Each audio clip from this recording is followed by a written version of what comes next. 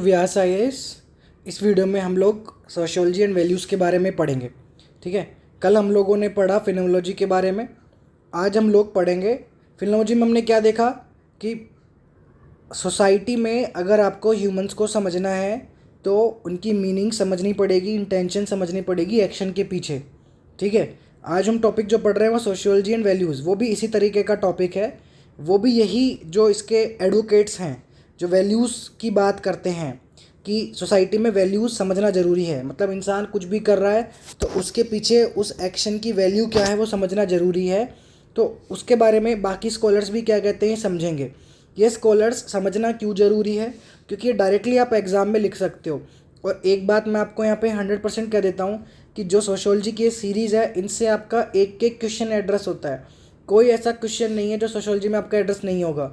हर लंबा से एक स्टैंडर्ड बुक है और उसके हिसाब से मैंने नोट्स भी हिसाब से बनाए कि आपको 1100 पेजेस पढ़ने की ज़रूरत नहीं पड़ेगी। ये नोट्स बहुत मेहनत से बनाए गए हैं। ठीक है, और इसमें आपको पढ़ने से पूरा 1100 पेजेस की वो बुक कवर हो जाएगी। ठीक है, सोशियोलॉजी एंड वैल्यूज़ की बात करें, अगर इस पर आपका 10 मार्कर भी आ जाए या आपका 20 मार्कर भी आ जाए तो भी जितना मैं बता रहा हूँ उतना आप समझ लोगे तो एड्रेस कर पाओगे। देखो, increasing number of sociologist argue that value free science of society is not possible. बहुत सारे सोशियोलॉजिस्ट जब बाद में आने लगे, शुरू में पॉजिटिविस्ट आते थे, उन्होंने कहा कि नहीं, वैल्यूज़ मत देखो, इंटेंशन मत देखो, वो चीज़ ऑब्जर्व करो जो सामने से ऑब्जर्व करी जा सकती है, डेटा ऑब्जर्व करो। बट कुछ सोशियोलॉजिस्ट बाद में आए, उन्होंने कहा कि वैल्यू फ्री साइंस पॉसिबल नहीं है, वैल्यूज़ को समझना ज़रूरी है। क्योंकि कोई सोशियोलॉजिस्ट भी अगर कोई रिसर्च कर रहा है ना, तो रिसर्च के पीछे सोशियोलॉजिस्ट की खुद की वैल्यू शामिल है। आप मुझे एक बात बताओ, एज ए सोशियोलॉजिस्ट कोई भी रिसर्चर है तो वो किसी भी टॉपिक पे रैंडमली रिसर्च करने तो नहीं लग जाएगा। कहीं ना कहीं जिस टॉपिक पे उसका इंटरेस्ट होगा, जो टॉपिक उसको इन्फ्लुएंस करता है, उस पर रिसर्च करेगा, तो उसकी भी वैल्यूज़ कहीं ना कहीं आगे आ रही है ना। तो सोसाइटी में आप इंडिविजुअल जिस पे आप रिसर्च कर रहे हो उसकी वैल्यू भी अवॉइड नहीं कर सकते, और खुद जो रिसर्च कर रहा है बंदा उसकी खुद की वैल्यूज़ भी वो अवॉइड नहीं कर पा रहा है। ठीक है, तो थ्योरी जो है सोसाइटी की वो वैल्यू जजमेंट्स और आइडियोलॉजिकल पोजीशन पे ही होती है। आपको वैल्यूज समझना पड़ेगा, आइडियोलॉजीज को समझना पड़ेगा। ठीक है, ऑब्जेक्टिव व्यू नहीं हो सकता है। एक होता है ऑब्जेक्टिव व्यू, एक होता है सब्जेक्टिव व्यू। दोनों में जिसको फ़र्क नहीं पता बता देता हूँ। सब्जेक्टिव व्यू होता है कि हर इंसान का अपना एक सब्जेक्टिव व्यू होता है, कुछ भी वो कर रहा है तो हर इंसान की खुद की मीनिंग होती है, इंटेंशन होती है। ऑब्जेक्टिव होता है कि नहीं, कुछ चीज़ें होती हैं यूनिवर्सल, कुछ चीज़ें होती हैं जो होती हैं फिक्स यूनिवर्सल, वो चेंज नहीं होती है डिपेंडिंग अपॉन द इंडिविजुअल। तो जो वैल्यू वाले थिंकर्स हैं वो ये कहते हैं कि ऑब्जेक्टिव व्यूज़ पे फोकस नहीं किया जा सकता। जो आप सोशियोलॉजिस्ट पर्सपेक्टिव पढ़ रहे हो, सोशियोलॉजिकल थ्योरीज आप पढ़ रहे हो, उनकी हिस्टोरिकल सर्कमस्टेंसेस भी देखी जानी चाहिए। ठीक है, कुछ सोशियोलॉजिस्ट कहते हैं कि सोशियोलॉजी को कभी भी आइडियोलॉजी से फ्री नहीं किया जा सकता, वैल्यूज से फ्री नहीं किया जा सकता। आइडियोलॉजी होती क्या है वैसे? अगर मान लो क्वेश्चन डायरेक्टली आ ही जाए कि आइडियोलॉजी और वैल्यूज से फ्री किया जा सकता है सोशियोलॉजी को, तो आप डायरेक्टली बता सकते हो कि सबसे पहले तो इंट्रोड्यूस ही आइडियोलॉजी की डेफिनेशन से कर सकते हो कि ideology refers to values, judgments and ideas about the way things are and they ought to be. Ideology होती है वो वैल्यूज और जजमेंट्स और आइडियाज़ जिससे चीज़ें बनी हुई हैं, जिस तरीके से चीज़ें प्रभावित करती हैं, वो आइडियोलॉजी होती है। ठीक है, it is a set of beliefs and values that provides the way of seeing and interpreting the world. अगर आपको ये डेफिनेशन भी याद हो जाए तो ये भी ठीक है। It is the set of beliefs and values that provides way of seeing and interpreting the world. ठीक है, दुनिया को समझने के लिए जो वैल्यूज़ और बिलीव्स की रिक्वायरमेंट होती है, वो बिलीव्स और वैल्यूज़ का सेट ही आइडियोलॉजी होता है। ठीक है, तो आइडियोलॉजी एक्चुअली में जो रिप्रेजेंट करती है वो रियलिटी का थोड़ा फॉल्स पिक्चर प्रेजेंट करती है, ये आप कह सकते हो। बट आइडियोलॉजी को समझना भी ज़रूरी है। ठीक है, जैसे मार्क्स आइडियोलॉजी की बात करता है, मार्क्सिस्ट आइडियोलॉजी की बात करते हैं। मार्क्सिस्ट क्या कहते हैं कि रूलिंग क्लास जो है, ऑनर्स जो है, वो रूल्ड क्लास को एक्सप्लॉइट करने के लिए आइडियोलॉजी का यूज़ करती हैं, आइडियोलॉजी के जरिए इन्फ्लुएंस करने की कोशिश करती हैं उनको। ठीक है, तो आइडियोलॉजी इस सेंस में आप ऐसे कह सकते हो कि कई बार सोचा जा सकता है कि रियलिटी से भटकाने के लिए लोगों को यूज़ की जाती है। तो आइडियोलॉजी का एक पॉइंट ऑफ व्यू ये भी है कि कुछ सोशलिस्ट कहते हैं आइडियोलॉजीज और वैल्यूज़ पढ़ना ज़रूरी हैं, ये ठीक है। बट आइडियोलॉजीज इसलिए भी ज़रूरी हैं समझना क्योंकि आइडियोलॉजीज वो set of beliefs and values होती हैं जिसके जरिए ये समझा जा सकता है कि कोई भी सोशल ग्रुप कैसे काम कर रहा है। जैसे बीजेपी की अपनी आइडियोलॉजी है, कांग्रेस की अपनी आइडियोलॉजी है।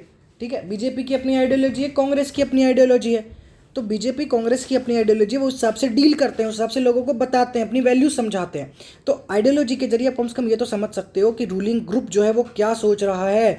भले ही सोसाइटी की वो फॉल्स पिक्चर कनेक्ट कर रहे हो, लेकिन फिर भी उनके जो ओवरऑल एक्शंस उनको समझा जा सकता है। ठीक है, तो काल मैंने हम एक जो है स्कॉलर थे, उन्होंने इस पर बात की। उन्होंने इस पे कहा कि एक होती है यूटोपियन आइडियोलॉजी और एक होती है दूसरी आइडियोलॉजी। एक होती है आइडियोलॉजी जो फॉल्स आइडियोलॉजी होती है, जो कि रियल कंडीशन को फॉल्स करके बताती है, जैसे पॉलिटिकल ग्रुप्स की आइडियोलॉजी होती है। और एक होती है यूटोपियन आइडियोलॉजी। यूटोपियन आइडियोलॉजी एक तरह की आइडियोलॉजी होती है जो सोसाइटी में स्ट्रक्चर की बात बोलती है कि सोसाइटी में स्ट्रक्चर को चेंज करो।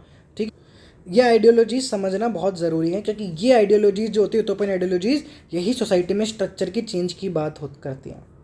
ठीक है, यूटोपियन आइडियोलॉजीज जो स्ट्रक्चर के चेंज की बात करती हैं वो आइडियल सोसाइटी के ऊपर बेस्ड होती है। उनको लगता है कि सोसाइटी जो है वो आइडियल होनी चाहिए, कोई भी सोसाइटी आइडियल होनी चाहिए, उसमें किसी तरह की कमी नहीं होनी चाहिए।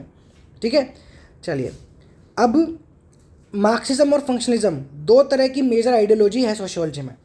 मार्क्सिज्म जो बात करता है वो यूटोपियन आइडियोलॉजी, समझ में आ गया आपको कैसे? जिसको समझ में आया वो स्माइल करेंगे। क्यों? क्योंकि मार्क्सिज्म में हमने ये पढ़ा था कि मार्क्सिज्म ये कहता है कि रिवोल्यूशन होना चाहिए। अगर सोसाइटी में चेंज लाना है, रूल्ड क्लास का ऑपरेशन हटाना है, तो हमें सोसाइटी के स्ट्रक्चर को, सोसाइटी को ही चेंज करना चाहिए। और यूटोपियन आइडियोलॉजी यही बोलती है कि सोसाइटी आइडियल होनी चाहिए, परफेक्ट होनी चाहिए, उसमें कॉन्ट्राडिक्शन नहीं होनी चाहिए।